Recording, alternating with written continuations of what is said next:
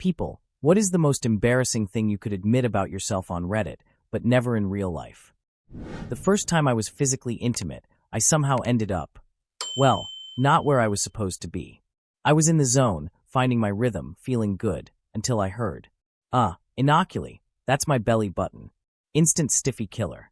I don't think I've ever gone from fully engaged to completely mortified so fast in my life. I froze. I processed. And then I just died inside. For context, she was lying on her back, but her belly hung low. I have no idea if I started in the right place and just drifted, or if I somehow missed entirely and never realized. Either way, I didn't have any physical relations again for 2 whole years. Her name was Betsy. Story 2. I was standing in line at Walmart when the guy in front of me suddenly dropped his dentures onto the floor. At first, I didn't realize what it was, so I bent down to pick it up. But when I saw it was a full set of teeth, I hesitated. I figured it probably wasn't a good idea to touch them, since he would need to put them back in his mouth. Then I felt kind of bad, thinking he might think I didn't pick them up because they were gross. So, I decided to grab them after all. But just as my hand was about 3 inches away, I second-guessed myself, thinking that maybe he definitely wouldn't want me touching them. The whole time, this guy was standing there watching me repeatedly bend down and stand up, unsure of what to do. Finally, when I stood up for the last time, he locked eyes with me, gave me this weird look, snatched his dentures from the ground, and walked away.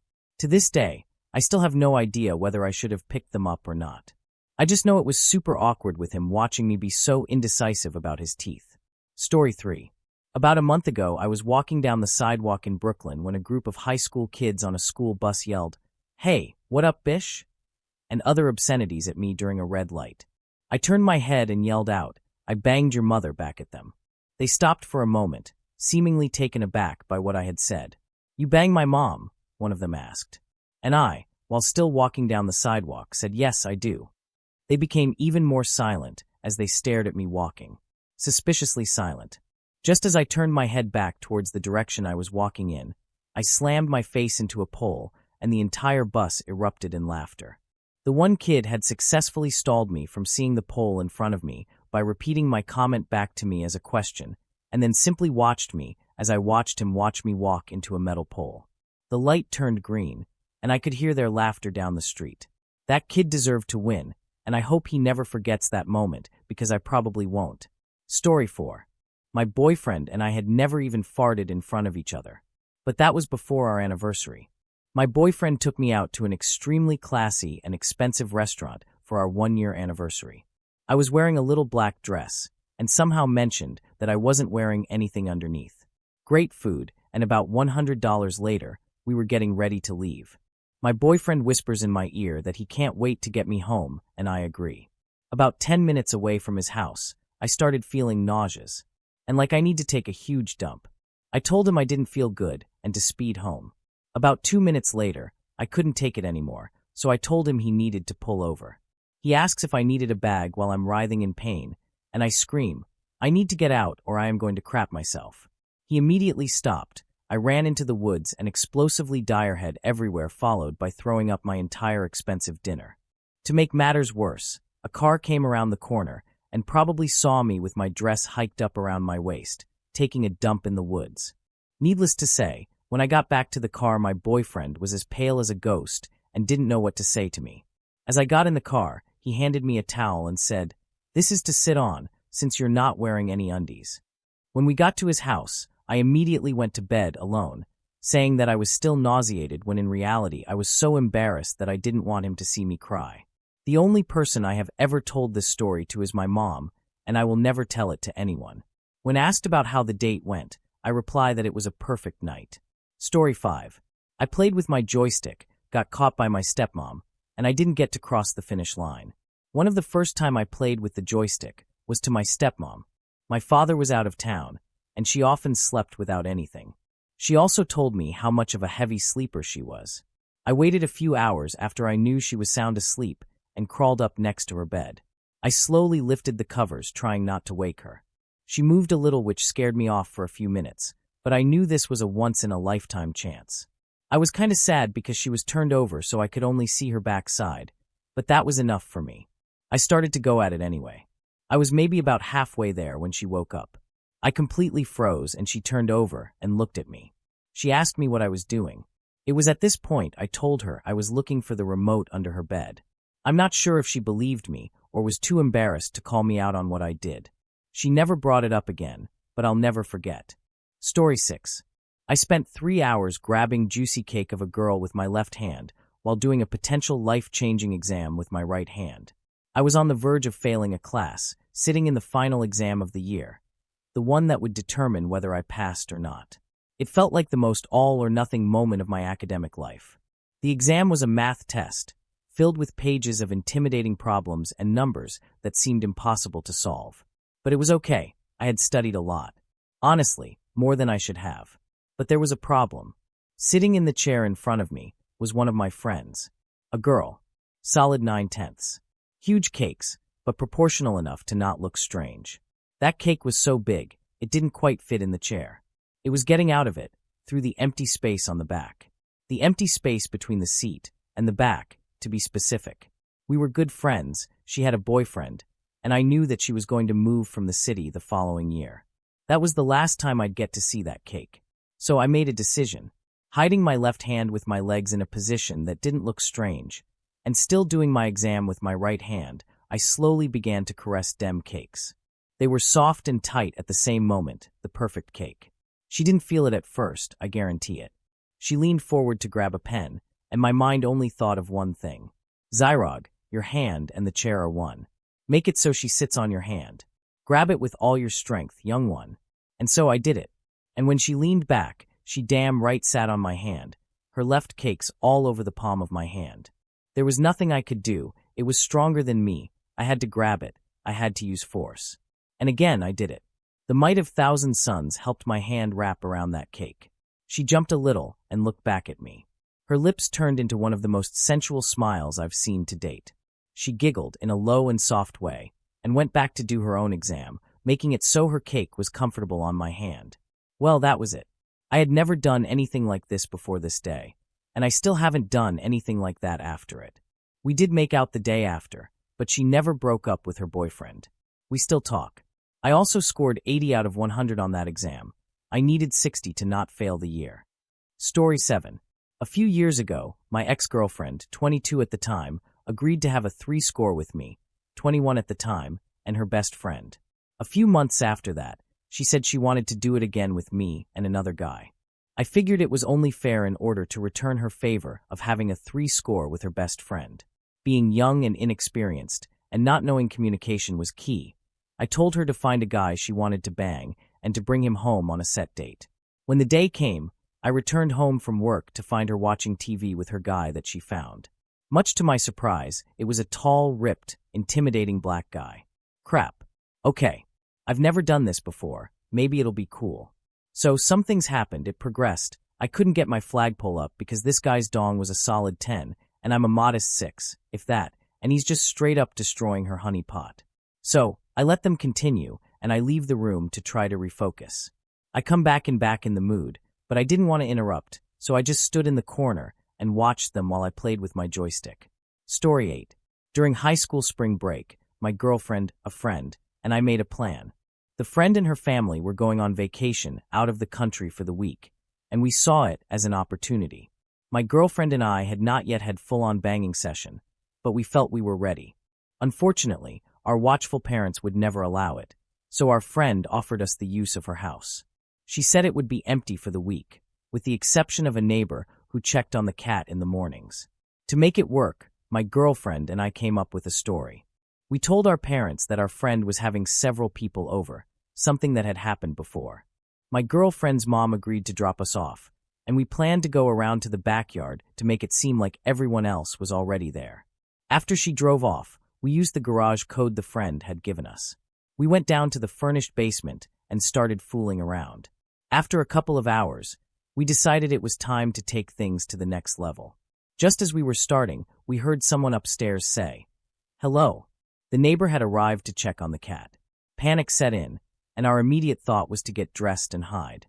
In hindsight, not the best decision. After what felt like an eternity, there were a few taps on the door I was hiding behind. I didn't answer, but eventually, I decided to come out and see what was going on.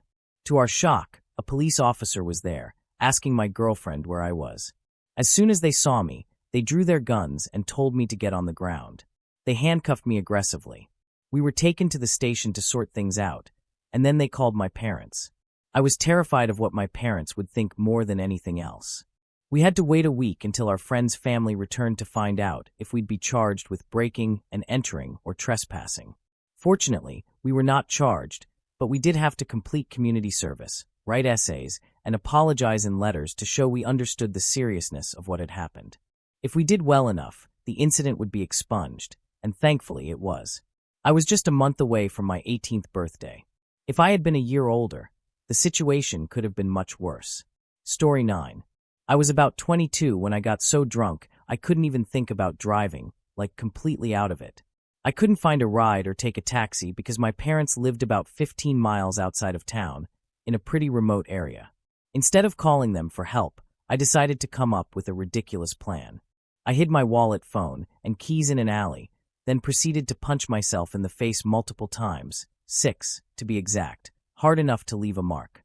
I staggered a few blocks to a gas station and had them call the police, claiming I'd been mugged. To my surprise, about 15 cops showed up, complete with dogs to track down the attackers. They even looked for footprints and thought they might have a lead. A cop eventually gave me a ride home, filling my parents in on the incident. I never told anyone the truth about what really happened, and I got all this sympathy from people around town.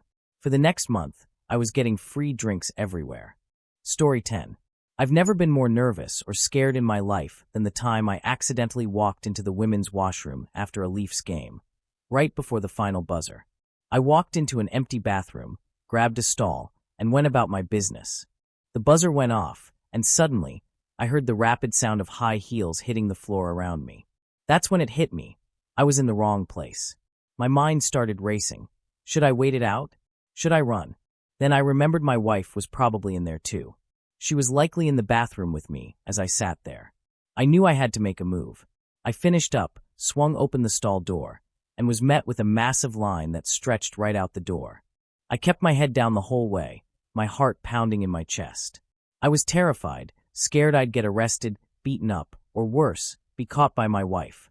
Just when I thought I might escape without any issues, I was nearly clear of the line when a woman yelled at me as loudly as she could. "You forgot to wash. Please don't tell anyone." Story 11. During the early stages of my life, I realized I had a fascination with feet. If that wasn't embarrassing enough to admit, how I figured that one out still makes me cringe to this day. I was at a friend's house. My friend's dad always had a habit of wearing his flip-flops whenever he came home from work. He left suddenly, and I noticed that he left his flip-flops by the door. While my friends were distracted with video games, I got the idea of grabbing my friend's dad's flip-flops, went to another room, and placed the flip-flop on my unicorn toy. The result was an intense, followed by lots of shame of what I've done afterwards. I am still close with said friend and see his dad once in a while. To this day, whenever I see his dad in flip-flops, I cringe with shame and embarrassment over something that happened 15+ years ago. Well, that's 3 embarrassing things I have admitted. I'm on a roll. Story 12.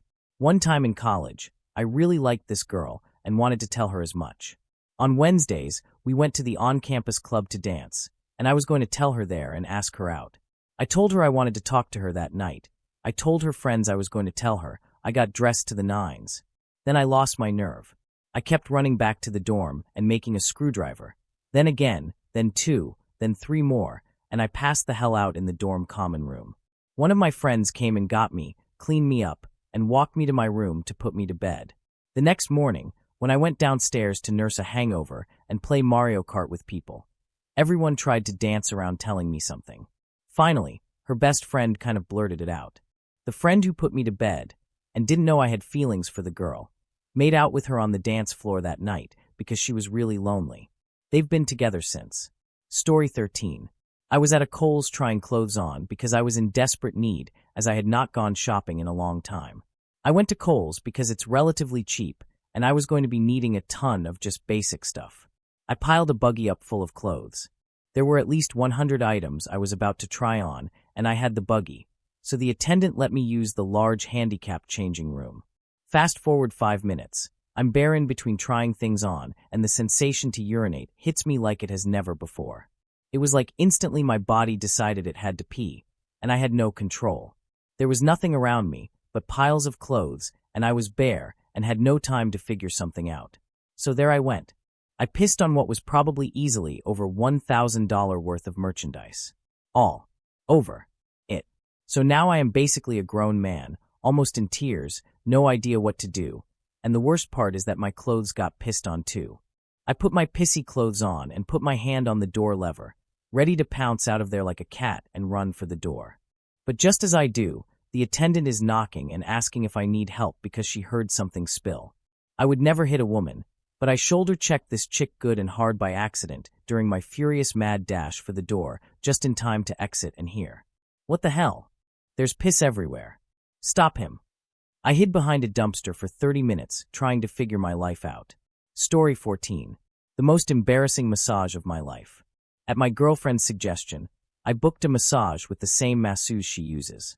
I had never had a professional massage before, and my hormone-addled brain decided it would be hot to be rubbed down while completely bare by an attractive woman. So naturally, I opted to go no-inners. I don't know what exactly I expected, but it definitely wasn't what happened next.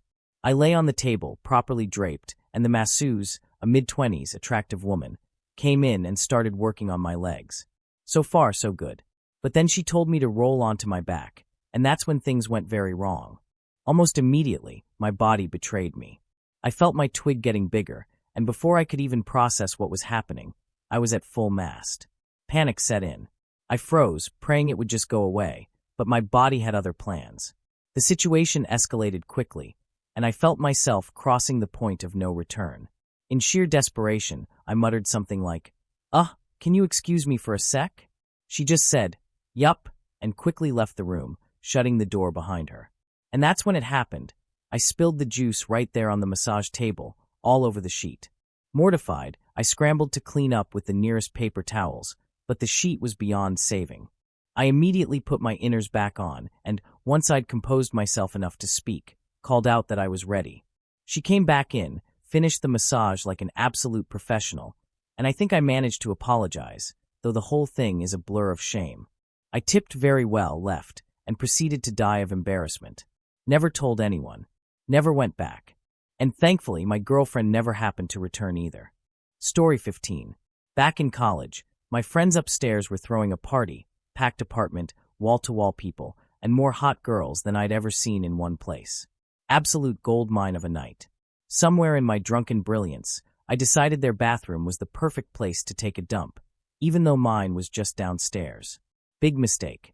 Now, I hate to be graphic, but it's crucial to the story. What I left behind was a dense, solid log, an absolute unit. I flushed. Nothing. Flushed again. Nope. Panic set in. Meanwhile, the knocking on the door started, and the stench was becoming a problem. I desperately fiddled with the tank for a couple of minutes before realizing it was hopeless. And while you might think I went full chaos mode and upper-decked my buddy's toilet, I actually had a different, somehow worse idea. I spotted a roll of paper towels under the sink. Only a few sheets left. I pulled them off and set them aside. What I needed was the cardboard tube. I dipped it into the toilet, and to my horror, the turd fit perfectly inside. A match made in hell. I had a brief moment of zen, as if the universe had planned this. Then, I wrapped the tube in the paper towels as best I could, shoved the entire shit burrito into the front pocket of my hoodie, and walked out of the bathroom. No eye contact. No hesitation. I left the apartment, walked outside to the nearest wooded area, and disposed of my shame, along with whatever dignity I had left. Story 16. I soloed off and spilled my smoothie next to my dad in bed. I needed to do it every night in order to sleep well. It just so happens that me and my dad were visiting relatives that week, and there weren't enough beds for me and my dad to get one. My dad decided to have a quick shower before bed, and I took the chance to do it quickly. Well, he returned back quicker than I'd thought, and wanted to get into bed. I was still positioned in the middle, so my dad told me to move over. I looked him in the eyes and said, "Hold on, it's almost done." The look of disgust and confusion is one I wouldn't see for a long time. I tried to end it quickly and swapped to both hands for maximum efficiency, but at this point the bed and me was shaking pretty badly. My dad also kept on saying he was tired, so I rolled over for him to get in. Once he was in bed, I had to wait a couple of minutes before I heard him snoring and spilled on my side. Story 17. I was on vacation in Spain, and back then, I was really into working out. So, I signed up for a month-long membership at a local gym. It was there I met this girl, a local Spanish woman. At first, we just exchanged small talk, but eventually, we started going on dates. First hanging out by the pool with her brothers, and later, just the two of us. I liked her a lot. She was really attractive. But I was too shy to talk much since my Spanish wasn't very good, so I figured we were just friends. One night, we went out for dinner, had some arepas, kind of like tacos, and then played pool. Out of nowhere, she handed me this egg-shaped plastic container. It looked like one of those capsules you get from those claw machines at carnivals, like a cheap little prize, maybe a metal pin or something small. I smiled, said muchas gracias, and pocketed the egg, getting ready for my next shot. She shook her head, signaling me to take it back out of my pocket. She was saying something in Spanish, but all I caught was no. I was completely lost. Finally, she face-bombed, got frustrated, and reached into my pocket herself. She pulled out the egg, opened it, and inside was a condom. It clicked. Now I understood. I went beet red, totally embarrassed. I realized I had been an idiot this whole time. Story 18. About a year or so ago, I was standing in line at the grocery store, waiting to pay for my small grouping of items. The man in front of me is elderly, maybe late 80s or early 90s. He has finished his transaction and is trying to get his wallet out of his pants to pay. Now this guy's clothes are about 2 sizes too big for him, so everything is kind of hanging off of him. Because of his advanced age and loose clothing, reaching into his back pocket to retrieve said wallet is proving to be extremely difficult. He seems to lack the strength/dexterity/coordination to both maintain his reach and grab the wallet from the very deep and loose back pocket of his old man pants. This goes on for, without exaggeration, for like 5 solid minutes. Picture a grocery store with lots of people trying to get dinner and whatnot, and everyone is basically on hold while this guy tries to get his wallet out, to no avail. Now, here comes the horror. Old man Big Pants, without a word to me, points his rear end at me and just looks into my eyes. I realize that he wants me to get his wallet for me. The realization hits me, and I am frozen. There are like 10 people in line behind me all watching this happen, and who want to get home in time for Jeopardy. I start to do nothing, but then realize that this dude is genuinely looking for help. So, I reached into his back pocket to try and retrieve the wallet as quickly as possible. This is when I realized what the problem was. The dude has a Costanza Wallet X10. It's huge and heavy. I am trying to get a grip on the thing, and I cannot get it past the loose fabric of the deep pocket, and more folds of what I realize are his old man floppy bum flesh. I swear I tried for like 30 seconds to get the thing and couldn't. At this point I turn around and see the horror on some people's faces, because to the untrained eye, I am a dude sticking his hand down a poor old man's pants. In a grocery store. In broad daylight. At this point that I give up and tell the guy, "Sir, it's all good. Your stuff is on me," and cram my card into the machine and pay for his stuff, like $12 NBD. He thanks me and shuffles out of the store while I pay for my stuff and slide off to my new life as a molester of the elderly. Story 19. I think it was my 18th birthday, or the day after when I decided I wanted to pay for some physical intimacy. Finally, I was legally allowed to. So, I went to the local area, which I'd been to a few times before with some older friends. I picked one of the ladies. I was super nervous and just couldn't get my flagpole up. The lady tried for a bit, but eventually, I realized it was just going nowhere, and I wasn't in the mood. I excused myself, though I'm not sure exactly what I said. Probably something like, "Sorry, I can't get in the mood right now. I think I'll just leave." Her mood totally flipped, and she started insulting me while I got dressed. I don't remember the exact details, but one of the things she said was that I was a loser and a poser for hiring her and not being able to perform. That stung. It took about a week for my confidence to bounce back, and for a while, I'd get flashbacks every time I'd get in the mood, which naturally totally killed any chance of getting my flagpole up. Now I'm fine. Looking back, I don't think it was really my fault, so it's not so embarrassing anymore, except maybe the fact that I just admitted to the fact that I had paid for physical intimacy. Oh, and spoiler alert, I did try again a few times, and well, it wasn't for me. But if you want to blackmail me, go ahead. However, back then for that naive 18-year-old me who was really insecure and always bullied, that was the most embarrassing experience of his whole life. Today I smirk it off, because today I know responsibility for my flagpole is not only 100-0 or 50-50. It's more like 33-33-33. You can be sexy, and I can be in the mood. But if I'm nervous or tired or something is keeping my mind occupied, it'll just not work even if I'd love to. Sorry, it's not your fault and not my fault. It's just how it is. Our minds and bodies are crazy most of the time. Story 20.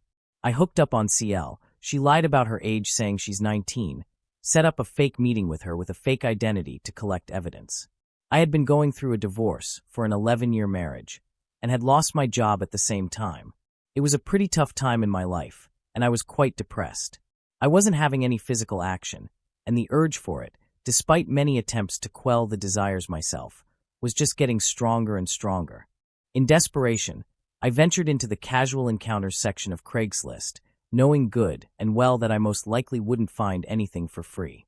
I replied to a few ads and got a response from one girl. We chat a little before talking about when, where, and other details. I scrape up enough of what little money I have and drive out to meet her. So I got there, did the deed, and left feeling disgusted and horrible, wondering how my life had come to this point. I stopped by a local gas station to get a drink before driving home, and I got a message from her basically saying that she suddenly felt horrible about what she did, that she wanted to go to the police, and also that she had lied about her age. I swear my heart stopped, and I felt the flush of panic and terror completely permeate every cell of my body. I shakily purchased my water, which I need really bad now. I go get into my car and just sat there with the AC cranked up to try and cool my now sweat-soaked body off. I don't know what to do or how to react. Scenarios play through my mind, and I think about what the best course of action is. Should I just go and admit it all myself? What can I do to make this horrible decision I made right? I give myself a few moments to try and calm down a bit and think the situation through. I think about the fact that this was a shady Craigslist hookup after all. What if she's just trying to scam me? I figure my best course of action would be to call her bluff, save all the messages/pictures she had sent me as evidence, to any kind of case I may possibly have, and to not respond to her at all. She kept sending messages, continually threatening that she was really going to the police, and saying things like, "You have nothing to say? So, you feel good about what you just did?" I drive home very shaken and just try to calm the hell down. The more messages she sends me, the more I'm convinced that she is just trying to sucker me with scare tactics to try and take me for whatever she can. Any kind of reply would only bolster her attempts and work against me. When I get home, I spend some time evaluating my life and priorities. She has sent multiple messages, all on the same premises as before. I decided to do a little detective work to get to the bottom of all of this and ease my mind a bit about it all. I realize that if she is trying to scam me, then she is probably going to put another ad up to get another guy to fall for it. I get back on CL, and sure enough, find that she has put another ad up. Feeling more relieved already, I decided that I should do some evidence collection, should things actually escalate to authorities for whatever reason. I create a new Gmail account, along with a Google number, and reply to her ad. I act like some kind of jerk who spends his wealthy parents' money. She replies, gives me all the same info she did before, and at a lower rate, which I found a little amusing. Gives some of the same pictures, as well as new ones that she obviously took at the same time as the others. I'm feeling a lot better knowing that it was just trying to entrap me and knowing that she really wouldn't be going to any cops, and more importantly, that she was not really the age that she claims she is.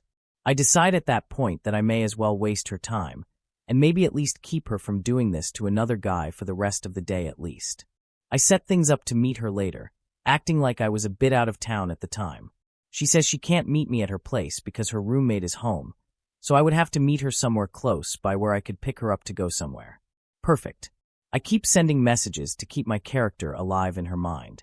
It gets to be close to the time when I'm supposed to meet her. I'm definitely not going to meet her this time, and I decide to try and see how long I can keep her occupied and waste her time. I then stop sending messages to her. The time comes and passes, and she sends me messages asking if I am close, and where the hell am I? I tell her I am running a bit behind, which buys me another 15 minutes or so. She starts getting pissy, which was gratifying, and says she's not going to wait much longer. I then told her the story that I got a flat tire, and I was driving Daddy's Benz when I wasn't supposed to be, so it was a big frigging deal. I was hoping I could get her to hold out for a bit longer, but she called it off and thanked me for wasting her time. I was beyond relieved knowing that she was lying, but felt horrible and embarrassed overall about the whole situation in general. I still twitch, get panicked, and anxious every time I drive by the exit in that area. Never. Again. Story 21. I was watching a movie with my parents when I was 7 and heard the characters talk about corn. I asked my parents what it meant, and they didn't tell me, so I looked it up on our family computer. This was around Christmas time, and I got so scared I wouldn't get anything for Christmas because I looked it up, so I wrote a letter to Santa apologizing. He wrote me back and said it was okay. The next year I realized Santa was my parents. It still keeps me up at night. Story 22. 11.5 years ago my father passed away in the middle of the night, probably due to a burst cerebral aneurysm. There was no effort to discover the true cause because there really wasn't any point to it. It was over in about 15 minutes. I'm a single child, so it was me and my mom left. The next year or so I would get up during the middle of the night and quietly go to my mom's room and stand near her bed and watch her chest if she's breathing, essentially if she is alive. I would stand there motionlessly in the pitch-black night for like 3 to 5 minutes until I was sure she is okay, and then I would go back to bed. I was really scared of losing her too. Not that I'm embarrassed about this, but it's not something I would lightheartedly share. Story 23.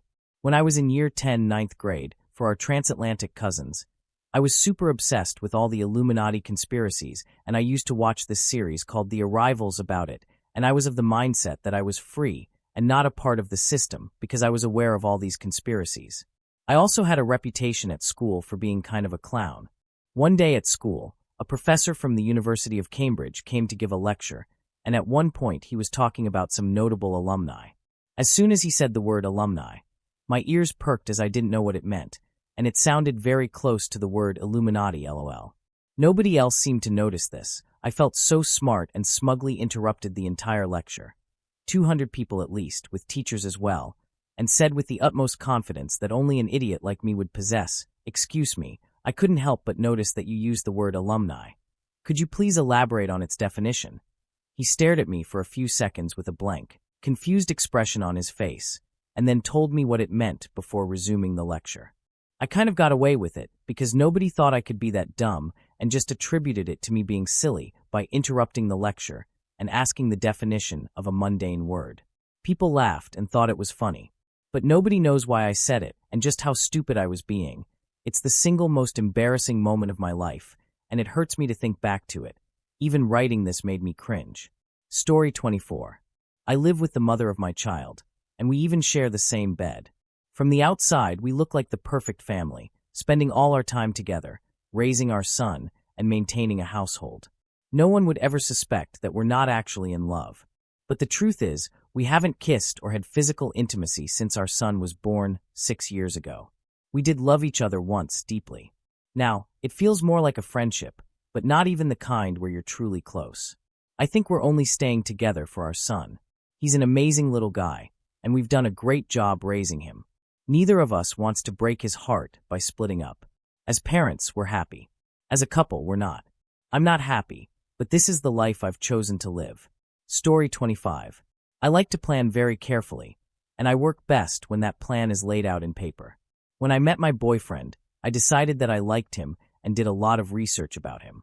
I created dossiers on each of his previous girlfriends, trying to discern what his type is. No one who knows me would imagine that I'd do something like that. I'm a totally normal-appearing person. I try to rationalize what I did as a way to deal with the nervousness that comes with a crush. We've been together for a year now, and obviously what I did is totally irrelevant at this point. It's hard to explain. It's not as though I wanted to emulate his exes, I simply wanted to be informed. I've never pretended to be anything I'm not, but I've also never mentioned this to him. I've destroyed the files and the hard copies, and I'd be absolutely mortified if he somehow found out. I know it seems creepy, but I promise that it's totally harmless. All I did was stalk Facebook and do some Googling, which is normal, but the creation of documents still is and was pretty weird. Story 26. I unknowingly told my birth mom that the daughter she kept was a keeper. I've known I was adopted for as long as I can remember. It was an open adoption, so I always had some level of contact with my birth parents, though it was minimal. About a year ago, I had the chance to go to a concert with my birth mom. She flew in from Texas with her 3-year-old daughter, and since my parents were out of town, she stayed at my house. It was the first time we met in person, and I was nervous. But as we talked more, I quickly realized she was amazing. Her daughter, Paisley, not her real name, was just as great, charming, talkative, and absolutely adorable. My birth mom had Paisley in her 20s with her now ex-husband, and she was so excited for us to meet. I genuinely enjoyed spending time with them. One night, while Paisley was animatedly explaining why her doll had picked its latest outfit, I casually turned to my birth mom and said, "Gosh, Becky, Paisley is so cute." She smiled and agreed. "Yeah, I think she is."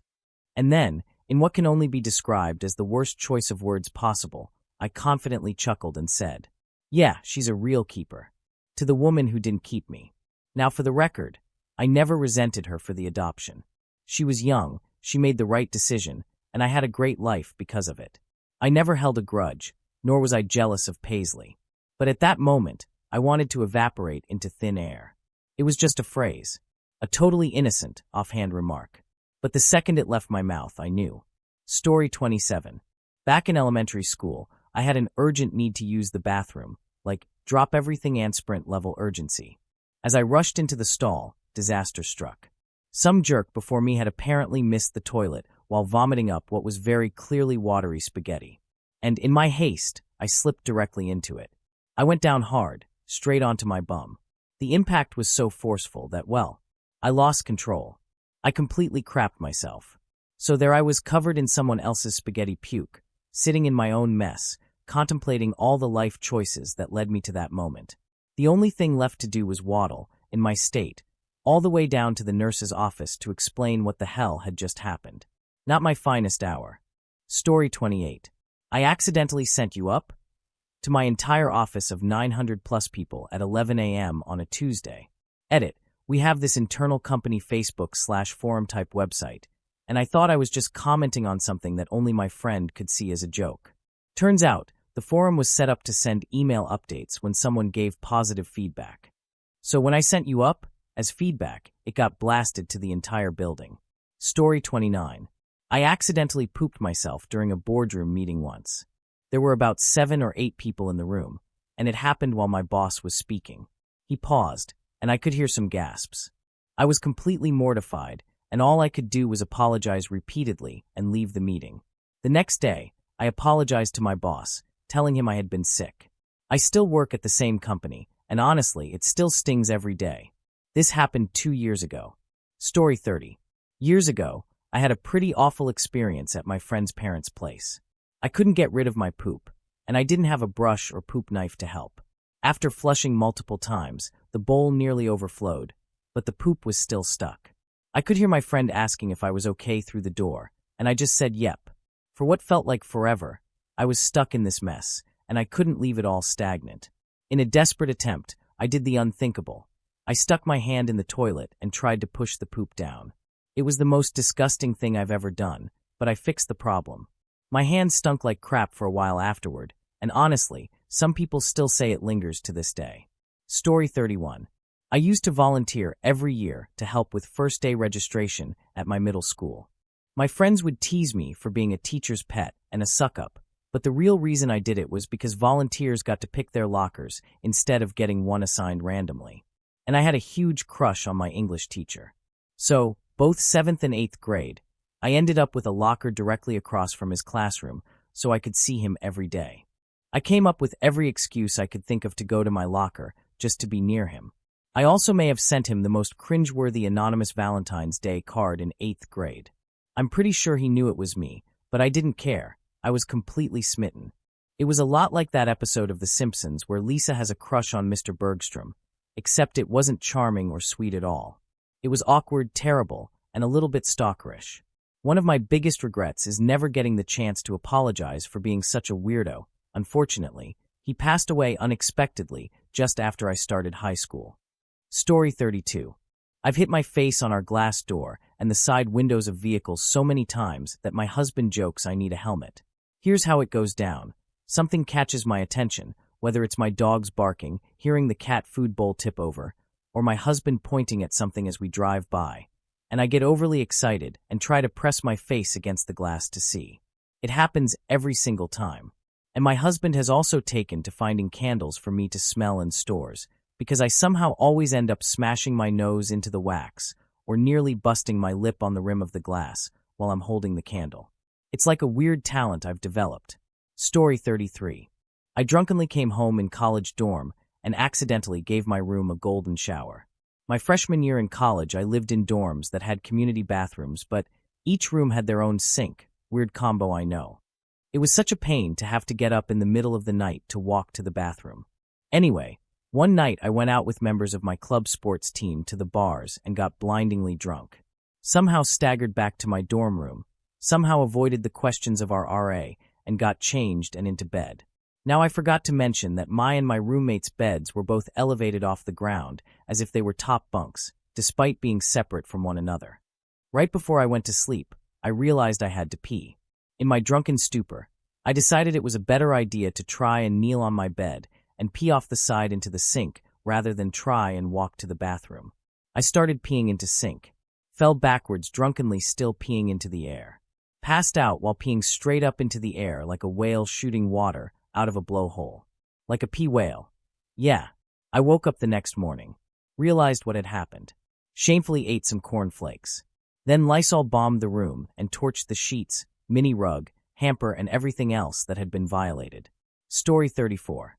During a summer visit to my girlfriend's family home in college, I found myself in need of using the bathroom. After being there for a couple of days, I really had to go el numero dos. Well, it was a big one, and of course it completely clogged the toilet. Now this wasn't just any bathroom. It was a makeshift one in the basement, half finished, half unfinished. Panicking, I searched for a plunger but couldn't find one. Instead, I grabbed some sort of barbecue knife and tried to cut the mess up. No luck. The smell was so bad that it was noticeable all the way to the kitchen. At this point, I was freaking out. Nothing I did would get that thing down. I finally asked my girlfriend what to do, and she just burst out laughing, telling me to drive home. It was about a 3-hour drive. So, I gathered my things, left, and never spoke of it again.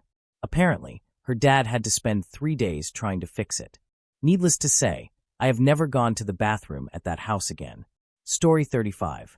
This is one of the most cringe-worthy stories from my past, and I've shared it before, but it's honestly the most embarrassed I've ever been. Back in high school, I went out with a girl I had a huge crush on. We spent the day at the zoo and then grabbed some food. Everything was great, and I was having an amazing time.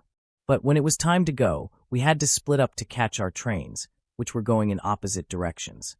I awkwardly tried to lean in for a kiss as she went in for a hug, and well, I ended up head-butting her in the face. Her nose started bleeding, and I was mortified. I managed to squeak out a quiet, "Are you okay?" And when she said, "I think so," I just waved awkwardly and bolted into the train station. I was so embarrassed that I avoided her for weeks and was too ashamed to ask her out again. It was such an epic fail. Story 36. This reminds me of a funny moment at work. There was a pretty girl who came in one day wearing a little brass kitten pin pinned to her chest, right around where her nips would be. I have no idea why. Naturally, my eyes were drawn to the shiny little thing, but of course, I got caught staring. So, as a defensive move, I quickly blurted out, "Nice pin," as if I was totally not looking at her chest, honest, just admiring the pin. This happened a few times before lunch, and then, after another person commented on her nice pin, she leaned forward across the table from me and asked, "What's with everyone commenting on my pin today?" I decided to be honest and fessed up. "Ah," she said, then looked down at my special area, held her gaze there for about 2 to 3 seconds, slowly looked back up to my face, and said, "Nice belt buckle." Story 37. My freshman year of college, I went to a pre-Halloween hangout at the apartment of a friend from high school. He was a junior, the first friend I ever had with his own place, and I had a major elementary school-style crush on him.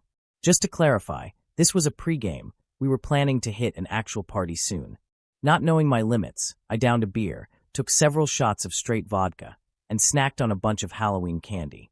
I ended up rolling around on the floor in a short skirt, completely unable to function like a normal person. Meanwhile, Another freshman was in the bathroom throwing up. I was sprawled across a few people sitting on the couch when I suddenly realized I had to throw up, too. I bolted for the bathroom, but didn't make it in time. Where I was standing in the hallway, I was completely visible from the living room. I leaned back and proceeded to projectile vomit all over the kid who had already passed out on the bathroom floor. And just when I thought it couldn't get worse, I lost control of my bladder. Now, I was pissing on the floor while still vomiting all over my poor classmate's pants. I cleaned it all up and somehow made my way back to the party. And by the way, I was dressed as Velma from Scooby-Doo. Edit. Oh, and now I'm dating the person whose apartment it was. Story 38. When I was a teenager, I had a huge crush on a guy who lived in another city. We'd see each other a couple of times a year because our families always stayed at the same resort for the holidays. The thing was, he didn't really notice me. He would hardly speak to me, since he was more friends with my older brother. Then one year, when I was about 16 or 17, out of nowhere, he started talking to me. It was just small talk, about what I did on weekends, what subjects I picked in school, that kind of thing. I was so excited that he was actually paying attention to me, and I was on cloud 9 the entire trip. A few days after we got home from the holidays, he called me. I still don't know how he got my number. No one's ever admitted to giving it to him. He told me he'd be visiting my city soon and asked if I wanted to hang out. I tried to play it cool, responding with something like, "Sure, I guess." After hanging up, I saved his number and immediately texted my best friend to tell her what had just happened. I sent a message that said something like, "You won't believe what just happened. You know that guy I've been in love with for the past 5 years, the one whose MySpace photos I always stalk? Well, he just called me, and he's coming to town next week, and he wants to hang out. I'm pretty sure we're going to get married." And of course, I accidentally sent it to him. Story 39. When I was 18, me and this girl I was seeing went to the movies. Back row of a weeknight late showing of Memoirs of a Geisha. I didn't have a place of my own to bring her, so we had to get creative on where we could go to fool around. 2 other couples came in, but for some weird reason one of the couples sat directly in front of us in a basically completely empty theater. As soon as the movie began, the girl I was with started performing oral on me, but when I said I was about to go she pulled off last second, and my ejaculate hit to guy's neck who was directly in front of me. I'll never forget the look on his face. He threatened to kill me, but ended up leaving with no violence. If you're reading this, I'm so sorry. Story 40. Growing up, I had a tendency to get completely obsessed with my crushes. I was the epitome of a lovesick person, thinking, "I'll marry you right now," at the drop of a hat. I went all out with the love letters, constant declarations of "I love you," writing angsty journal entries, creating weird photo collages and music video montages, daydreaming endlessly. Basically, all the cringy, creepy stuff. I was a lonely kid, struggling with a lot of emotions and an emotionally abusive home life. I didn't realize it until one girl actually referred to me as her stalker. And oddly, she said it in a quasi-endearing way. That moment made me realize my whole idea of love was off. I learned that relationships should be about getting to know someone, not about obsessive fantasies. Story 41. It's pretty bad. I'm homeless. I spend my days in 24-hour coffee shops and sleep in my car. I've been homeless since February. I managed to find a job not long after, but the contract ended, and now I'm back at square one. That alone wouldn't make my situation unique. Plenty of people are in the same boat. But what makes it worse is that I have a really close friend online, and they have no idea I'm homeless. On top of that, they ran into financial trouble recently, and I used most of the money from that job to help them.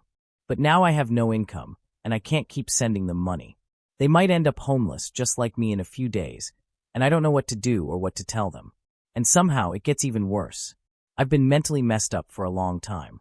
Since I was 12, whenever I've been online, I've never really been myself. I've never presented as my real gender. In person, I'm one gender. Online, I'm another. I don't do it for attention or to deceive anyone.